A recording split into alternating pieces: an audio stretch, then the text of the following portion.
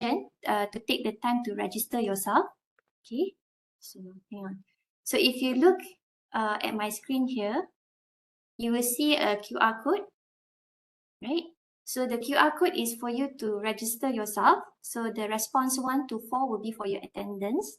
And later on, if you have feedback, you can respond to the response 5 to 13. Okay, so you can take the time to scan the QR code here. If not, later I will put the link in the chat later for you all to review. Okay, and then another information to share with you, if you have any question regarding the topics of presentation today, you can scan this QR code, or I'll provide the link for the Q&A as well later, and drop your question there, and we try to address your question at the end of the session, right? So without further ado, I will invite Dr. Mikael.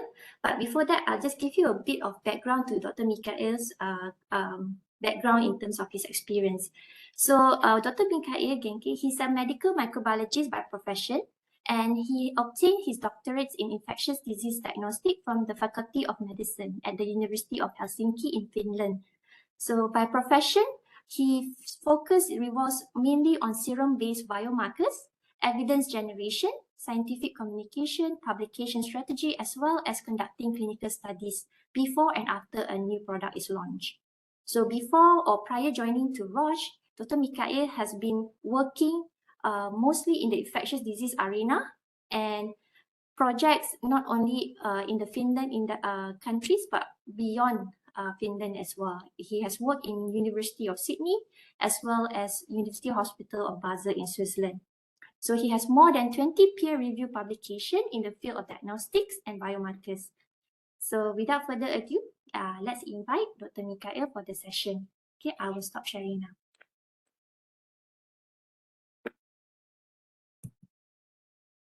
Okay. Dr. Mikael, you can share your slide.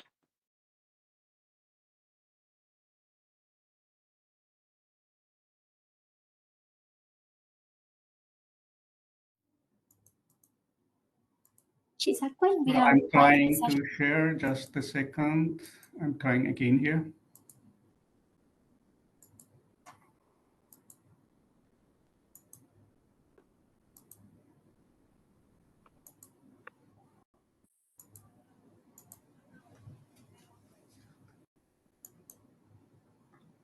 Can you see my presentation now?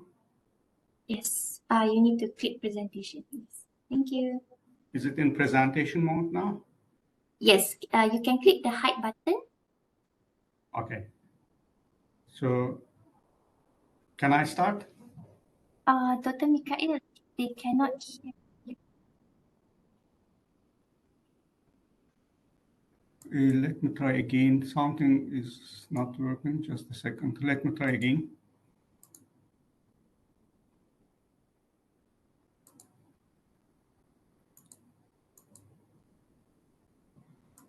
Okay, now it should work. Sorry about that.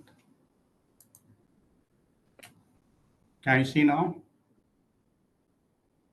Can hear. Okay, you just need to present. Okay, thank you. I'm sorry about this technical issue. Good morning, everyone, and thanks me for giving me an opportunity to present a novel approach in HCV diagnosis based on antigen antibody dual testing. Before going through the details of this novel testing approach, I would like to take you through the background, which can help to clarify positioning of the test in diagnostic journey of the patient and its value in HCV elimination efforts. Dr. Mikael, can you please reshare the presentation? You are currently in the PowerPoint mode. I'm doing it, but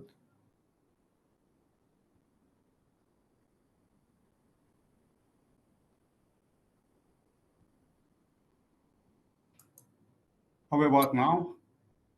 Still the same? It's still the same.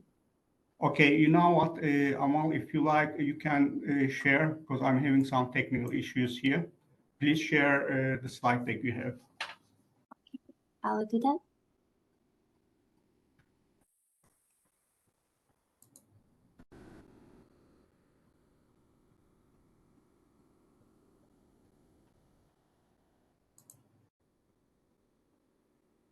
Can you see the screen? Yes, I can see. Thank you. This will be much easier. I'm sorry about this. I'm having some technical issues with the app here. Good morning, everyone, and thanks again for giving me an opportunity to present. In this talk, I will go take you through a novel approach in HCV diagnosis based on antigen antibody dual testing. Next slide, please. Before going through the details of this novel testing approach, I would like to take you through the background, which can help you to clarify positioning of the test in diagnostic journey of patient, and most importantly, its value in HCV elimination efforts. Next slide, please. So let's have a look at the situation in Southeast Asia. We have estimated 10 million people living with HCV in Southeast Asia. So it's a quite large number of population. Every year we have approximately 230,000 new infections. So these are new patients joining to infected patient population every year in Southeast Asia.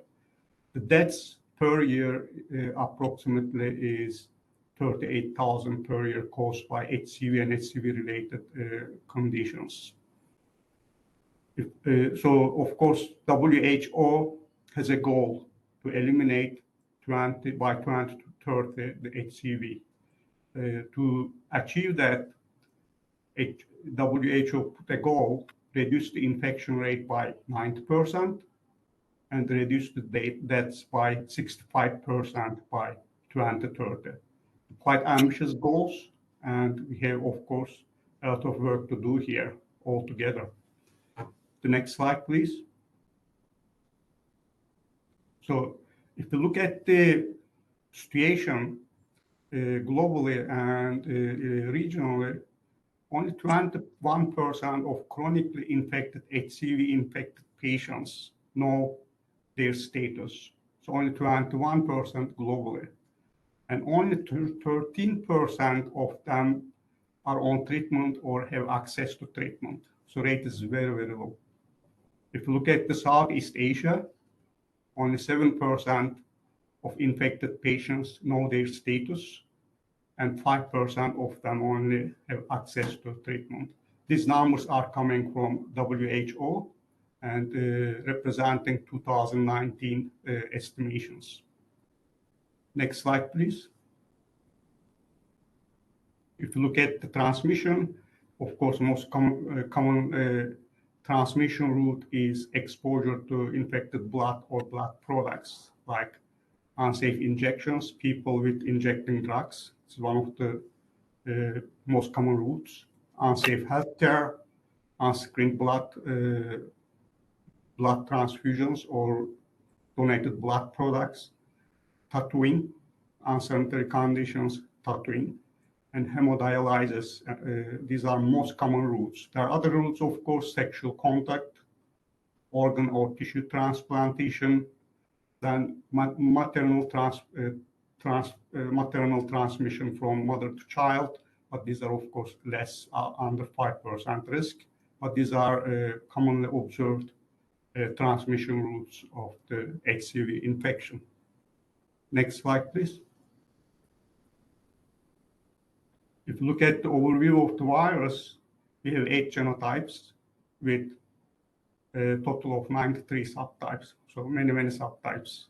If you look at the situation in Southeast Asia, the most common genotype is 1, followed by genotypes 3 and 6. These are most commonly observed genotypes in Southeast Asia, and globally, most common genotypes generally 1 or 3.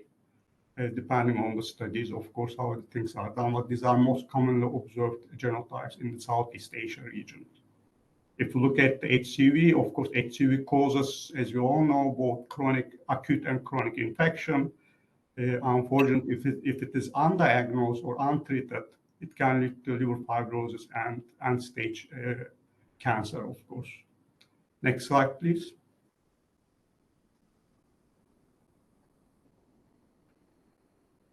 So the Situation with hepatitis C compared to hepatitis B is very different.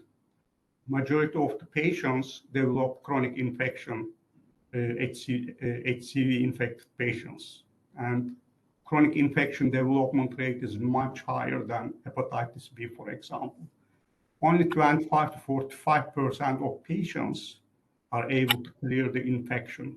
The rate is much smaller than hepatitis B, for example. If we look at the chronic infection development, up to 75% of infected patients develop chronic hepatitis C. So rate is very high. But fortunately, we have a treatment now, so it makes situation, of course, much easier. So we have a tool to fight. So the problem is, of course, diagnosed. If undiagnosed or untreated, infection can lead to liver cancer within 10 to 50 years time period. Often asymptomatic, so based on symptoms, it's almost impossible to diagnose. 75 to 85% of patients quickly develop fibrosis. Quickly means like it may take even 10 years, 50 years. And 20 to 30% of patients develop cirrhosis, and 5% of infected patients per year develop liver cancer. These are estimations. So if undiagnosed or untreated, the end state is a risk of development liver cancer. So what do we aim here with early diagnosis? The aim of early diagnosis is cure the infection because we have new pangenomic drugs. They are very powerful, very effective, and prevent. The goal is prevent progression to liver cancer. We have best diagnostic tool and we have best treatment available. We have no any reason not to be successful here. Next slide, please. If you look at the diagnosis and international testing recommendations, basically three serological markers play a critical role here in HCV diagnosis. Here, ALT is one of the critical markers, of course, generally normal or elevated depending on the stage of the infection. If you look at the anti-HCV at early stages or early acute or acute stages, generally it's not very useful. Anti-HCV only testing, it's generally much more useful in chronic cases, late stage or chronic cases. Can you please put back the slide? Amal? Hang on. I lost it. Can you please share again?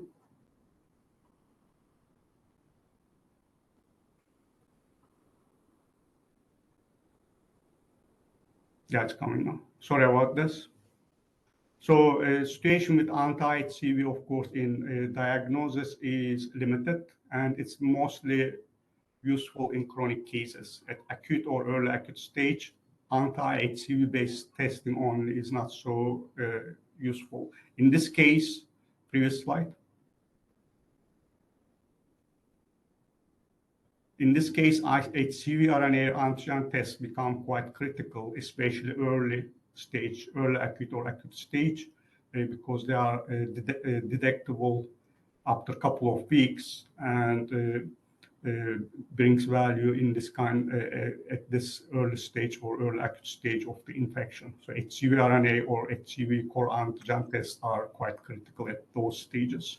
Symptoms are generally not there. Based on symptoms, it's very difficult to make a diagnosis. As I told you before, infection is generally asymptomatic. Next slide, please.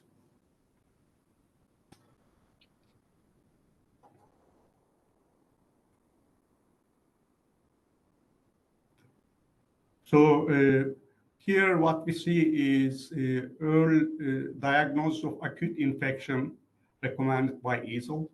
These are acute cases with suspected exposure to HCV. What they recommend is, of course, here at acute stage, suspected acute stages, both HCV antibody and HCV RNA or antigen tests become quite critical. But as you see here, as I told you also before, anti-HCV at acute stage has limited value, as patients are generally will be antibody negative at this first 5 to 12 weeks. It takes time. Then HCV RNA or core antigen becomes critical at acute stage. So based on core antigen or HCV RNA results, patient can be linked to care, and then especially HCV antigen detection can make a difference in these cases in where HCV RNA testing is limited. Next slide, please.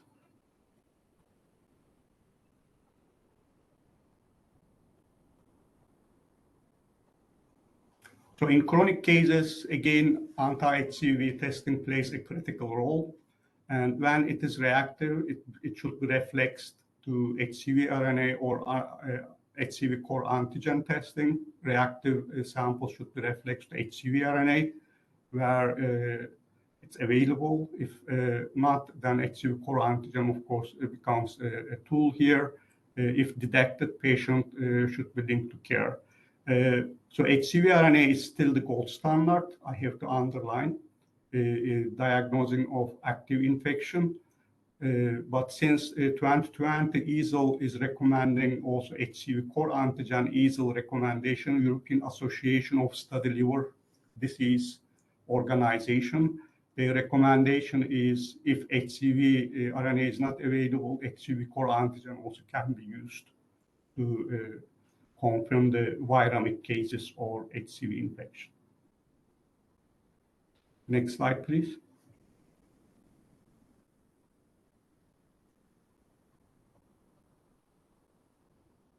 So, as I mentioned before, anti-HCV testing has limitations and may lead to underdiagnosis of recently infected patients, especially acute or early acute stage. Why?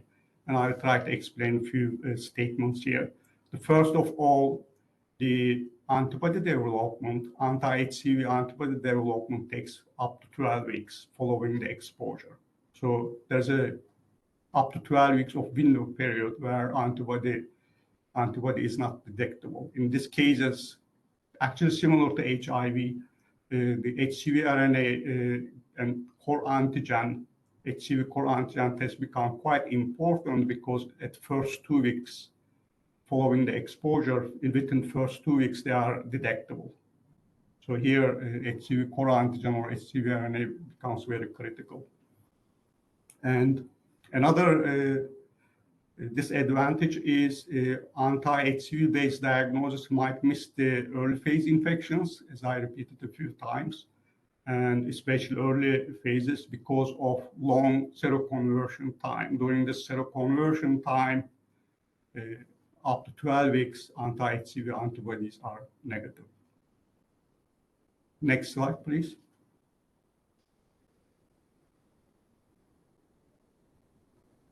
So how and what testing recommendations are based on international guidelines? If you look at the European Association of Study Liver guideline, of course, first-line testing in general in guidelines is anti-HCV. Almost all of them recommends anti-HCV testing. When it comes to confirmatory testing or identifying viremic situation in the infected patients, then guidelines differs. EASL recommends both HCV RNA or HCV core antigen, European Association of Study Liver recommendation. And if you look at the WHO, they also recommend both HCV RNA or HCV antigen, of course, depending on the availability. Whatever available, HCV RNA or HCV antigen, EASL or WHO recommends these. APASL and American Association of Study Liver Disease Organization, they recommend HCV RNA to confirm the viremic cases. So these are the current guidelines. Next slide, please. So what about Malaysian guidelines? Here you see the Malaysian guideline on management of chronic hepatitis C. They recommend targeted screening in high-risk populations or patients exposed to HCV virus. Screening should be based on the detection of antibodies by rapid detection methods or rapid tests or laboratory-based immunoassays. This is recommendation of Ministry of Health in Malaysia. And confirmation should be done either by HCV RNA or HCV core antigen. So they recommend, and they have more flexibility here, that HCV RNA should be used to assess the treatment response. So here, this is very important statement. HCV core antigen cannot be used in assessment of treatment response. I would like to underline that because of the sensitivity. So HCV RNA is still a method of choice to confirm the success of treatment or monitor the treatment. So this is one of the key points I would like to highlight. Second, the next slide, please. So in this section, I will go through some key features of HCV duo test. If you look at so it's basically, this is a one test with two results, right?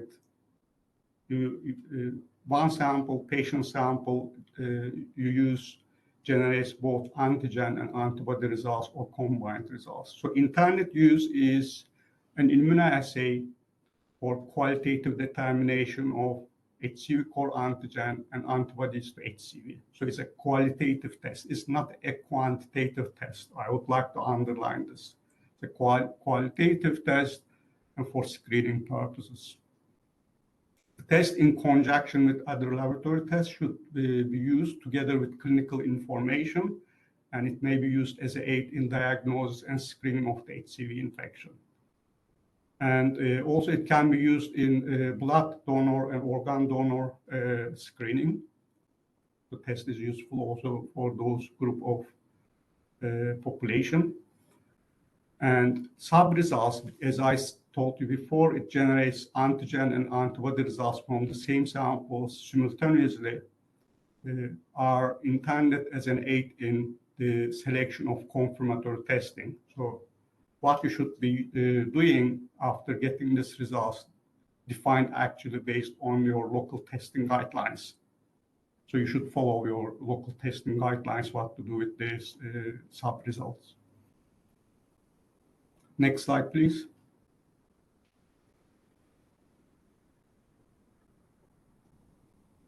So here you see the assay principle of HCV core antigen module. So how antigen detection works. As I said before, one test generates HCV core antigen and HCV antibody results. So let's have a look at how core antigen module works. There's a 9-minute of lysis process. This lysis releases the core antigen proteins and make those proteins, HCV core antigen proteins, available for detection. The test principle is double antibody sandwich assay to detect HCV core antigen and proteins, and takes about 27 minutes, including 9 minutes of the pre-treatment. And basically testing time, actual testing time is 18 minutes after that. So this is how core antigen module works. It's a double antibody sandwich assay that detects the core antigens and proteins. Next slide, please.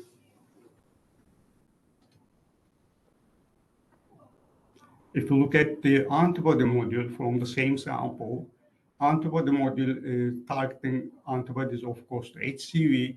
It's a double sandwich assay, double antigen sandwich assay, which takes about 18 minutes. It's targeting different proteins, targeting different regions of the virus, and determines the antibody response to different region, which takes about 18 minutes to report the results. So altogether, within 18 to 27 minutes, you get both antigen and antibody results from the same sample. It takes about 27 minutes, including the lysis process. Next slide, please.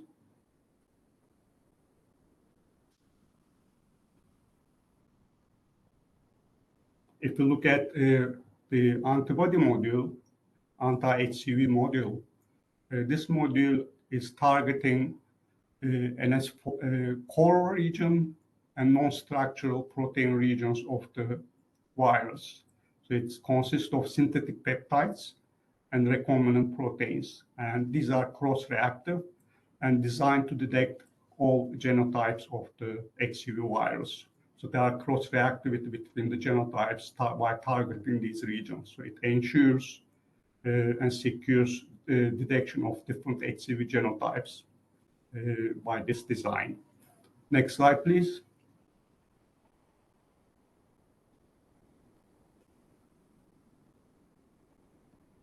So let's have a look at the testing process of HCV duo assay. As I said, there's 9 minutes of pre-treatment, which helps with lysis, this ELISA step, which helps to release HCV core antigen proteins and make them available for detection.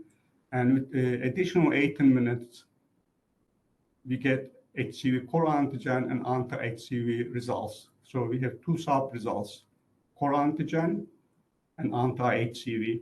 And results are qualitative and reported as cutoff index over 1, meaning reactive.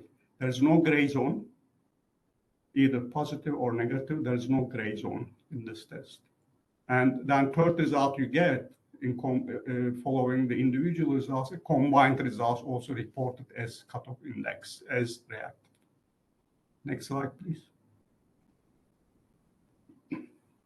So let's have a look how it looks like when you get HCV duo results. Of course, negative results are clearly negative. Patient is both antigen and antibody non-reactive, so things are clear. If you look at the reactive results, you have 3 different possibilities.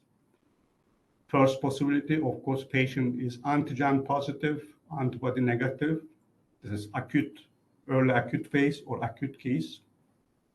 It's very clear, acute stage of the infection.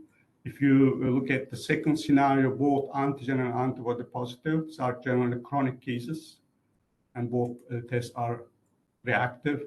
So results are very clear. You can proceed with the decision. Patient is infected, and of course, should be deleted. And here you have to follow your local testing guidelines. What do they recommend in this kind of situations? And then third scenario is, of course, anti-HCV positive, antigen module can be negative. In this case, you don't make immediate conclusion because there's a possibility that HCV core antigen may be also not reactive yet. There's also a possibility because HCV RNA is much more sensitive. In this kind of scenario, you have to reflex the sample to HCV RNA to make sure that patient is not you are not missing the positive case. So HCV RNA reflex testing becomes very important. What's the advantage of this HCV duo approach? It simplifies the testing steps from single sample. It reduces number of tests, and you can make quicker decision on the results. And it's also beneficial, of course, for the clinician and patient. So it reduces also loss to follow-up of the patient during the diagnostic journey. So there are lots of advantages with this. Next step, please.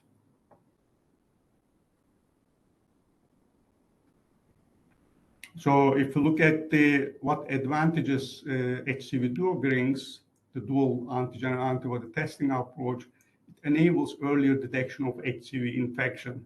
So how does it do it? Because we have here difference compared to traditional anti-HCV testing, we have additional antigen module.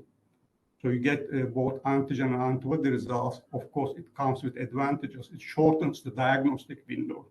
So you'll be able to detect acute cases or cases that antibody negative yet. With this test, you will be able to detect more cases than before. So it's advantage compared to antibody-only testing.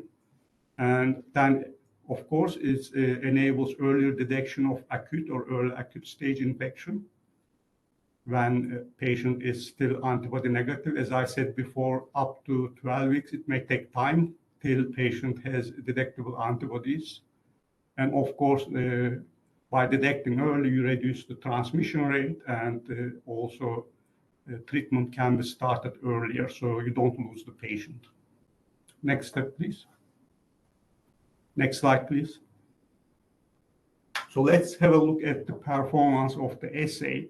I think first question you have in your mind, how this test performs compared to HCV RNA. And this is the first slide I want to share with you because HCV RNA is one of the critical tools, and it's important to know how HCV core antigen performs here compared to HCV RNA. And in our studies, we have shown that HCV core antigen is able to detect as low as 21 international unit milliliter samples with 21 international unit milliliter with the HCV RNA. So it's able to detect that low. But we also have seen samples with higher values, like 27 to up to 10,000 international unit milliliter HCV RNA. HCV core antigen test was negative. So it's not a perfect test. You have to, there's no correlation also, 100% correlation with the HCV RNA. So we have to understand this limitation, and correlation coefficient is about 0.74.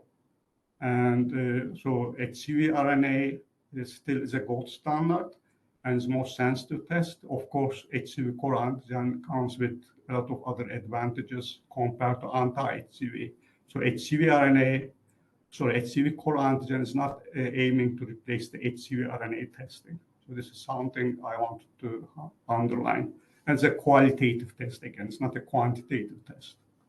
Next slide, please. So we did a multi-center evaluation study with over 26,000 samples worldwide, coming from different locations in Europe, South Africa, and so on, covering populations with seroconversion panels, positive samples, blood donors, and so on, including pregnant women and dialysis patients. So we have over 26,000 patients or samples. We looked at the performance of the test. Next slide, please. So first of all, we observe very high sensitivity in clinical samples with different genotypes because genotype recognition is very important. So samples with infected with different genotypes were successfully detected. We had 486 samples in this part of study, and the detection was 100% by HCV. Next slide, please. Then we also compared with 256 samples how assay performs with other commercial tests. And in this test, the Alexis HCV duo, which is individually reporting HCV core antigen antibody results, compared to another commercial test, which is reporting the results all together, no individual reporting. The sensitivity of the test was 99.6%. So sensitivity was quite high. Next slide, please. Then also for specificity, we tested blood donors, over 20,000 donors. And we also checked the samples with pregnant women samples and dialysis patients, and compared also with other commercial tests. And the overall specificity of the test was 99.94. And this test improved quite a lot compared to current Roche anti-HCV assay and other commercial assays. So it generates less false positive, much less false positive than other assays currently in the market. Next slide, please. And now we look at the early detection sensitivity, meaning seroconversion sensitivity. We use seroconversion panels. In antibody assays compared to commercial antibody assays, the seroconversion sensitivity improved significantly. This is because of especially including the core antigen detection in the testing module. So seroconversion sensitivity significantly improved both antibody assays or antigen-antibody combination assays. So HCV Duo in this study was able to detect the infection 3 weeks earlier than the antibody assays and 2 to 9 days earlier than HCV antigen-antibody combination assays. So early detection sensitivity also significantly improved. Of course, this brings a lot of advantage in early acute stage detection of the infection. And also very high analytical specificity. And in this case, we had 204 samples with potentially cross-reactive samples. And analytical specificity was 99.48 in this group of samples. Next slide, please.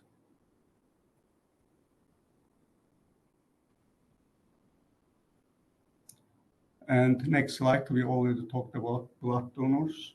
So whom to test? This is actually based on Malaysian testing guidelines. There are 10 different groups recommended by Malaysian testing guidelines by Ministry of Health. These are, for example, healthcare workers with needle stick injuries, recipient of blood or blood products before 1994, then unexplained chronic liver disease patients, commercial sex workers, HIV infected patients, and so on. These are the risk groups that highlighted in the Malaysian guidelines, testing guidelines. Why these are important? Because these are the generally target groups in HCV elimination efforts. So it's important to know the target groups in each country to be successful in elimination efforts. Next slide, please.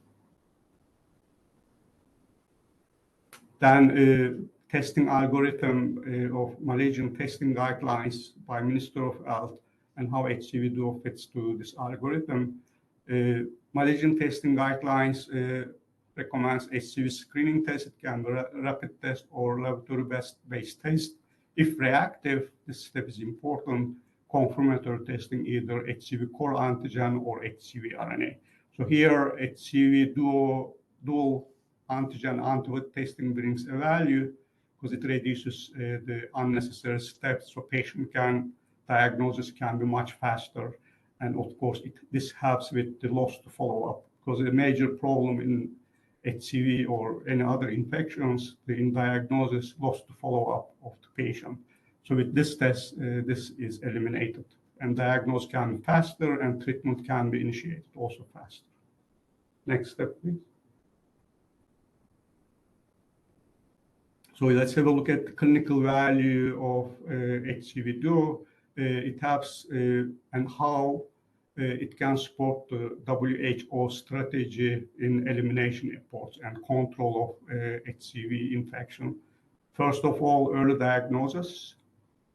Of course, it allows the efficient screening strategy because of the test principle, timely treatment, especially in acute cases, and you have less problem with the loss to follow-up because of the faster diagnosis of the patient. And most importantly, you can stop spread of the infection if you diagnose timely. And of course, most of all, it increases access to care compared to traditional testing approaches, as they require multiple steps of testings and so on, and loss to follow-up of patients quite high in complicated testing approaches. Next step, please. So what's the value? It simplifies HCV diagnosis and high sensitivity in early diagnosis of the infection. And of course, multiple sample types can be used, blood plasma sample compatibility, and also streamline testing workflow. And also detection of all clinically relevant HCV genotypes secured with this testing approach is very important. And of course, most critical, as I told you several times before, the loss to follow-up of the patients becomes less problematic with this kind of testing approach, as infection can be quickly confirmed and treatment can be initiated much faster. Of course, you have to follow the local testing guidelines here, but apparently it fits well with the Malaysian testing guidelines. Next slide, please. Okay, so that's all at my side. Thanks for your attention. So we have quiz now, and you can screen the QR code and participate in the quiz. We will appreciate your input here. Thank you. Okay, thank you, Dr. Mikael.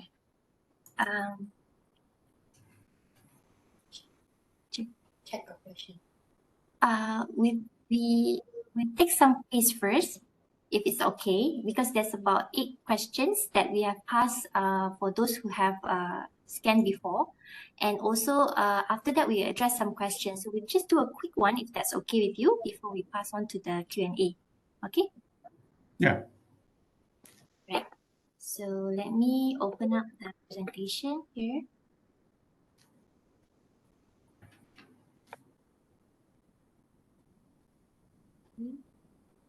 Actually, I have some questions here in the chat. If you don't mind, I can go through those. Sure, you can go ahead. Okay. The first question we have here is, if initial results gives reactive, is it necessary to repeat the test? Depends on what type of result you get, because as I mentioned, you have 3 different possible results. If antibody positive only, antigen is non-reactive, you must do HCV RNA. So that's very important. The other test, if both tests are reactive, you have to follow local testing guidelines, what your local testing guidelines, Ministry of Health of Malaysia recommends. But especially in antibody-only positive cases, you must reflex the sample to HCV RNA. So this is very important. And again, you have to keep in mind, HCV dual testing, antigen and antibody dual testing cannot replace the HCV RNA. So this is advanced version of current HCV antibody only testing. So we improved it. You will get more positives, of course, sensitivity and specificity significantly improved, but it is not a replacement test for HCV RNA. The other question is, will HCV persist lifelong? Yes. Following the HCV exposure to HCV infection, antibody response is lifelong. So that's very important. That's the reason you may have cases, antibody only positive, but you still need to reflex them to HCV RNA to make sure that there is no ongoing viremic infection. So yes, answer is yes. And the response is lifelong. And then we have another question here. Do we need to proceed with the HCV RNA PCR after HCV when duo is reactive? Again, it's depending on what kind of result you get. As I said before, you have 3 types of possibilities. You have to follow your local testing guidelines, but especially in cases where you have only antibody positive samples, but core antigen negative, you must do HCV RNA. This is very important.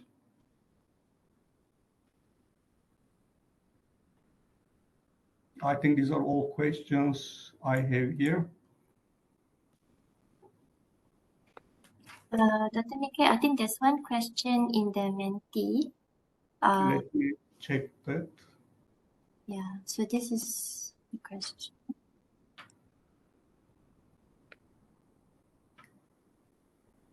So is there any... Yeah. Are there any questions, other questions that you want to address, Amal? Because I don't see them here. If you can reflect them on the screen, I can address those questions also. Oh, hang on. Seems like the connection is a bit poor that cannot Yeah. check. So is there any necessity when a lab has already utilized HCV RNA screening and also anti-HCV test in its routine testing for HCV dual testing? Okay. Here, there is certain advantage with the HCV duo because especially at early acute stage, antibody development may take up to 12 weeks. So in this kind of cases, HCV duo will be reactive, anti-HCV will be non-reactive. So in this kind of situations, HCV duo brings a value, especially in cases where antibody is not detectable yet. So yes, answer is it brings a value. Okay. And HCV RNA still, as I mentioned, situation dependent. You have to keep doing the HCV RNA depending on your local testing guideline. So again, I have to underline this test is not, we don't claim replacement of HCV RNA. So HCV RNA still must be used and applied to situations based on your local testing guidelines. You don't need to change those. What will happen is with HCV duo, you will catch more reactive samples because of additional antigen module. But you need to follow, as usual, how you do the testing, confirmation, and so on. You must do as recommended in your testing guidelines. Do we have another question here, Amo? I think that's all. Okay, I think, let me check if we have anything else here in the chat. I think we addressed most of the questions here. I don't see any other questions. Okay. If there's, because we are already left with another 7 minutes, if you are okay, we just want to set first reminder is to, for those of you who have not yet registered, kindly register yourself and provide the feedbacks for this session. And if you want, I can do a quick quiz just to gauge, see whether there's understanding from all of you. Is that okay?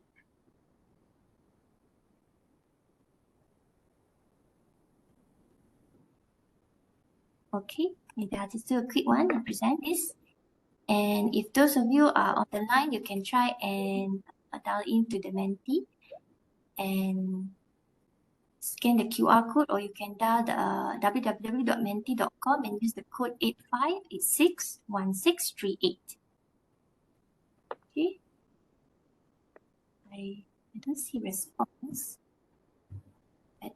I think just for the sake of making sure that everybody is aligned, we can go ahead and try the quiz, and then because there'll be answer to it, so we just go through them step by step. Is that okay? Right. So the first question was, what's the purpose of the Infectious HCV duo test? So I think most of you got it correct, right? So congratulations. And just to highlight that the purpose is basically to qualitatively determine the hepatitis C virus, core antigen, and the antibody to hepatitis C, right? Okay, then we go on to the next question, right? So I see more people are joining as well, right? So which testing strategy can lead to underdiagnosis in population with ongoing transmission due to the long diagnostic window period? So if you look here, most of you also answer the correct answer, which is testing for anti-HCV antibodies. So we don't necessarily need to use it for testing for HCV RNA only, or not required for testing for core antigen only, or not for the viral load, okay?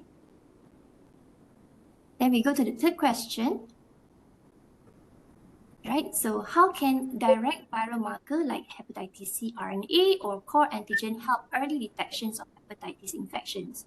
So is it because they are cheaper, or they appear much earlier in the course of infection, or they have a longer diagnostic window period, or they are less accurate than antibody testing? So Let's reveal the right answer. Yes, I think most of you captured the message here, right? So they appear much earlier in the course of infection. Right, so we go to the next question. So which parameter, in addition to the core antigen concentration, can influence the sensitivity of hepatitis C duo? So whether it's RNA quality, protein concentration, anti-HCV antibodies, or enzyme activity. So let's take a look. So most of you also captured the right information. So it's for the anti-HCV antibodies, right? Okay, then we go on to the next question. So based on the seroconversion panel data, I think you've seen just now. So what is the correlation coefficient between Elexis HCV duo COI value and the HCV RNA concentration? So I think this is a bit slightly tricky because I don't think Dr. Mikael addressed directly. So let's take a look what's the response, right? So the correlation coefficient that we have is 0.743. It's highlighted in the graph, if you see or recall, right? Okay, then the next question would be, what should be done if a sample is anti-HCV positive, but the HCV core antigen is negative? Should you request, or there's no further testing necessary? Should you repeat for Elexis HCV duo assays? Should you reflex this to HCV RNA? Or should you perform a liver biopsy? So in this situation where your anti-HCV was positive, but your core antigen was negative, basically, we need to reflex it to the HCV RNA test. Okay. And then, I think this is the second last question. So which of the following statements is true regarding the analytical sensitivity of HCV core antigen test compared to the HCV RNA testing? So is HCV core antigen test more sensitive than HCV RNA? Or HCV core antigen tests are less sensitive than HCV RNA? HCV core antigen and the HCV RNA testing have similar sensitivity? Or HCV core antigen is not suitable for diagnosis acute HCV infection? So the correct answer would be that HCV core antigen tests are less sensitive than the HCV RNA. Okay, and I think that would be, yeah. Okay, so last question would be, who is recommended to undergo hepatitis C screening among the following group? People who have never been vaccinated, or current or past intravenous drug user, or recipient of organ transplant after 1994, or last individual who have never traveled outside of their country. So the correct answer is actually current or the past intravenous drug users. Okay. Yeah, I think that's bringing us to the end of the question. And I don't see any question posted here. And I hope you have briefly understood what hepatitis C duo is about. And if you have any other question beyond this session, you can always feel free to reach out to us or any of the Roche representative teams for any other follow-ups question. Okay.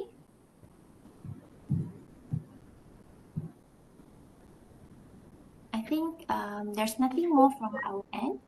If it's okay for all of you and it's sharp on 12 already, I would like to thank the organizing committee for allowing us the time to share about hepatitis C duo. And also feel free to reach out to us in future if you have any interest or if you have any question regarding the products.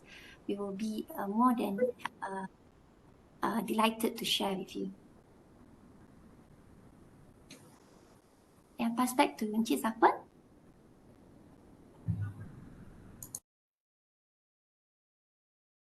How do I stop sharing? Okay.